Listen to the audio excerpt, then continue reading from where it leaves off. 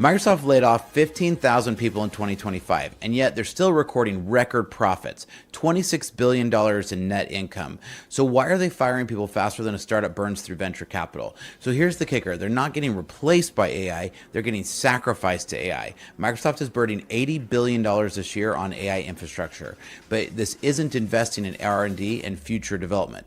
Have you ever wondered what happens when the tech giant goes completely insane for a new shiny technology? Well, Microsoft's layoffs is one of the latest examples. Today I'm going to break down the brutal truth about Microsoft's AI obsession that's destroying careers faster than poorly configured CI/CD pipelines. Let's dive into this today.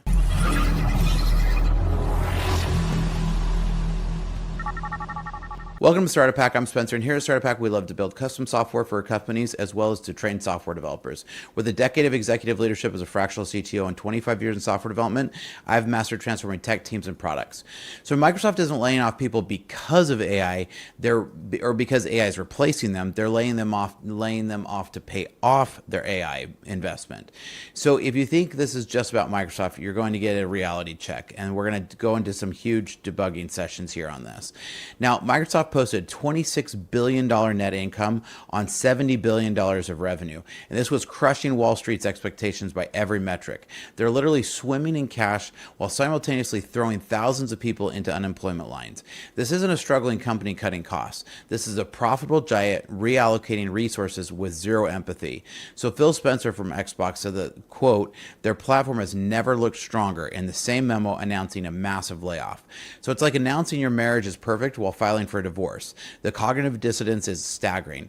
So when we look back at a lot of other companies, their first profitable quarter, they're starting to celebrate. In Microsoft's example, they're actually going to start feeding people to the wolves just because they're becoming profitable. So let's dive into some of these articles and take a look at some of these here.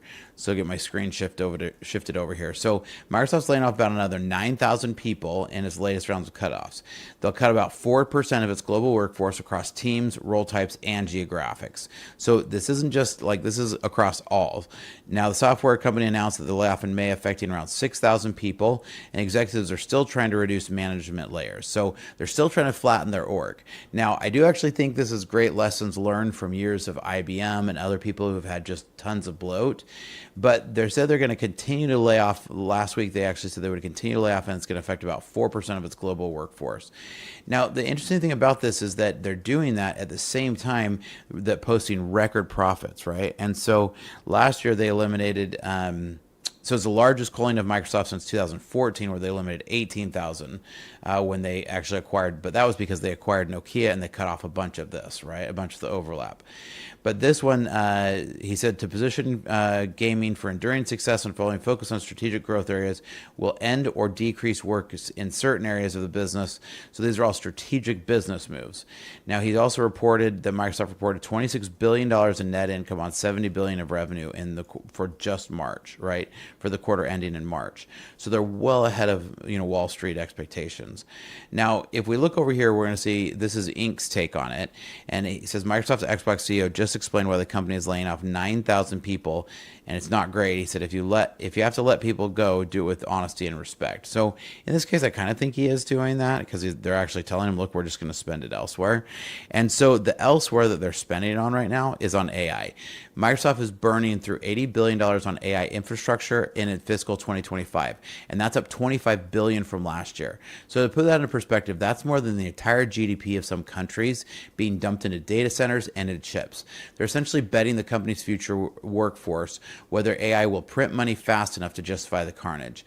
So every laid-off engineer represents about $150,000 in annual savings that go straight into the AI money pit. Former Microsoft engineer Ned Pyle called it exactly what it is. Quote, how many billions must be burned in the AI furnace before this stops? End quote. Now, this isn't investment strategy. It's a tech gamble with human lives as the chips. So current Microsoft employees described, quote, a perpetual climate of fear, end quote, where monthly layoffs have become the norm. They won't even tell remaining employees who got laid off, creating a toxic guessing game of, are my teammates still here? The company took away Post-it notes and paper from supply rooms while they're spending billions on AI. So think about that for a minute. From all of the company supply centers, they took away Post-it notes and paper, but they're still spending an absorbent amount on AI. So this shows you where they're really starting to put their investment. Now, look, I'm pro-capital, so if companies want to do what they want to do, that's totally their prerogative, right? I'm not here to say that like a company has to do one thing or another. It's not a charity. I get that. I'm pro-capitalism. But I think this is a really interesting play for Microsoft because employees are now afraid to take vacations. They're afraid to underperform on made-up AI metrics, afraid to even exist at work, right? Now, one employee said teams are regressing to fighting each other instead of working towards common goals. So having run engineering teams for a long time, I can tell you that this is going to destroy innovation faster than a memory leak. So Microsoft is specifically targeting middle management to reduce layers between executives and individual contributors. They're essentially flattening the organization by removing the people who actually know how the things work. Now, I get that there's some layers of, there's those in the middle that are feeling like this is a bad move, and of course they are. It's their jobs that are on the line. I'm actually a big proponent for flat structure, corporate hierarchies. I think it actually reduces a lot of waste to get stuff from the top down to the bottom.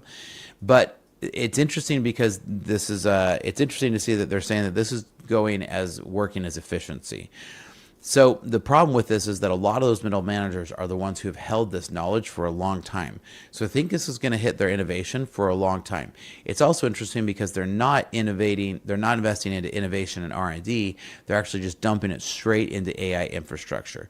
So if your company has systems that aren't connected, reach out to us because here at Startup Hack, we'd love to help companies connect systems. So check out startuphack.com/Spencer, we can help. Now, Microsoft laid off their director of AI while spending $80 billion on AI. So that's an interesting move, right? Because I don't know if this is another thing with like where Meta is trying to do all this power grab. I don't know if they have somebody that they're looking to replace them with. But Carla Quizeros, and I can't pronounce the last name right, is a high-level AI leader and got axed despite the company's massive AI investment. So it's interesting because if they're willing to fire the people that actually are building their AI future, it'll be curious to see as things move forward. So it's kind of like firing your chef while expanding your restaurant chain. And it kind of seems like an interesting move. Now, laid off Microsoft engineers are discovering that there's a brutal reality of modern tech interviews. There's leak code memorization that has become more important than decades of real-world experience. So even though these guys have tons of real-world experience at Microsoft, they're reporting out online that they're still getting peppered with hard leak code interviews, which is kind of crazy. So a Reddit user with extensive experience said, quote, "A recent college graduate might be better at leak coding than me." And I kind of get that because in software development, we work on solving real problems. A lot of the leak code stuff that gets put to you in an interview is very philosophical and very theoretical. That's the word I'm looking for. Companies are using predetermined question lists instead of evaluating actual problem-solving skills. So the focus has shifted from can you build software to did you memorize enough algorithms?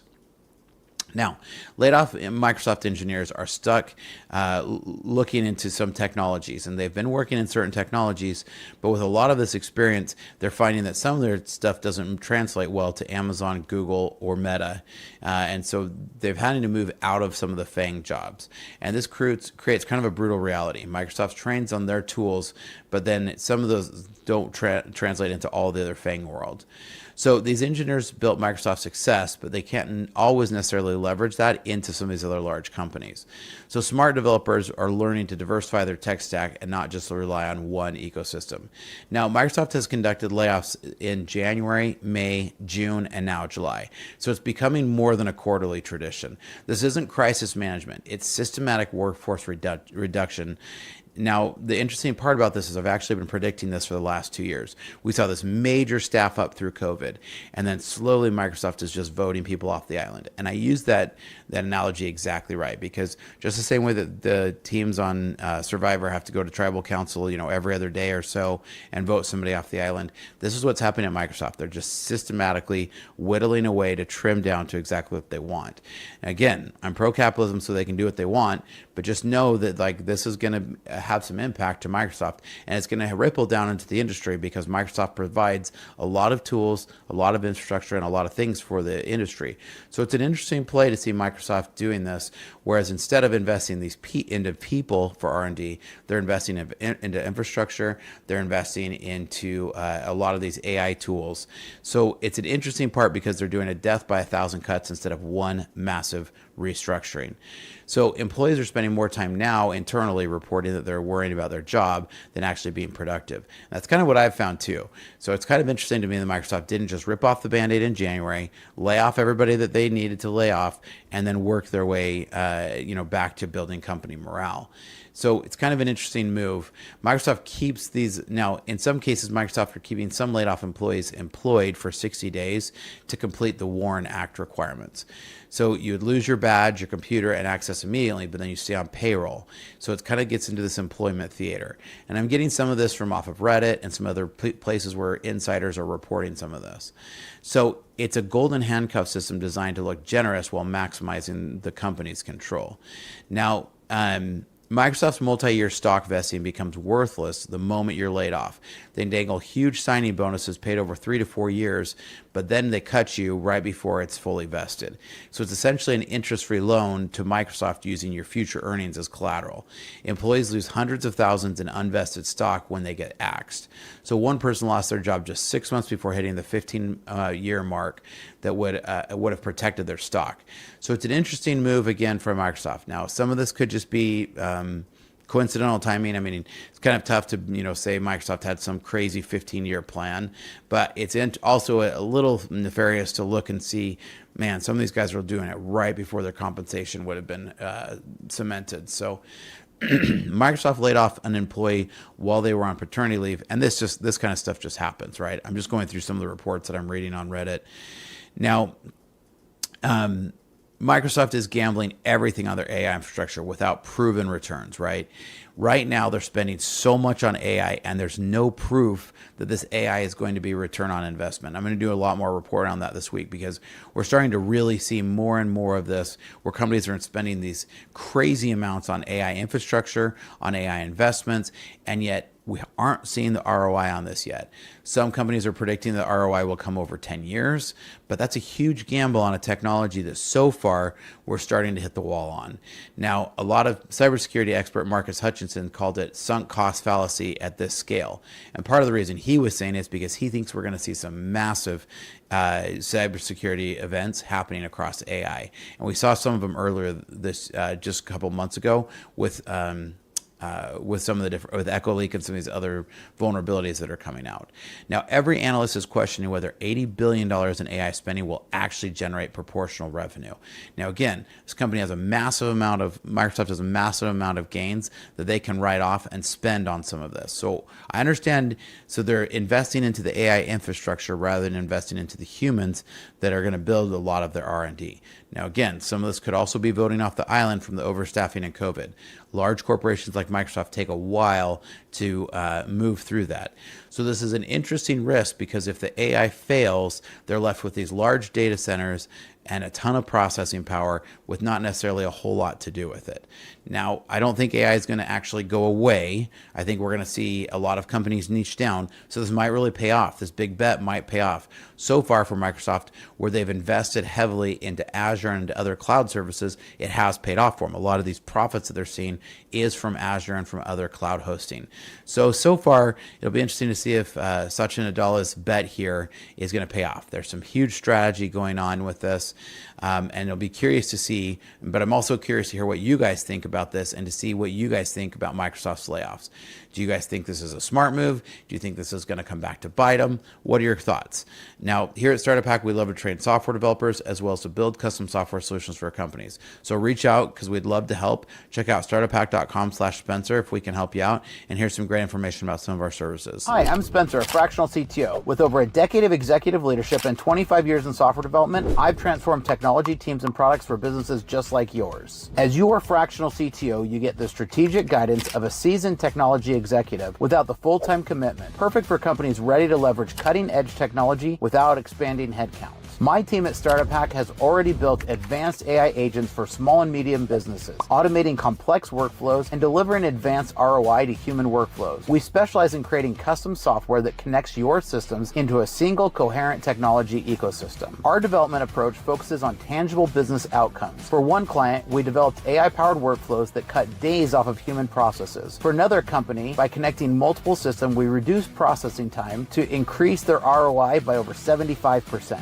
We don't just write code, we architect solutions that scale. Whether you need cloud system architecture, data integration between legacy systems, or custom AI agents that automate your unique business processes, my team delivers results that exceed your expectations. Having led technology for a lot of companies and launched 7 successful brands of my own, I bring battle-tested expertise to your business challenges. Our specialty is turning technological complexity into business advantage. So if you're ready to harness the power of AI and custom software to drive your business forward, let's connect. Together, we'll build technology that doesn't just solve today's problems, it positions you for tomorrow's opportunities. Technology leadership, decades of experience, AI powered. Reach out today and we can help you. Check out startuphack.com/Spencer.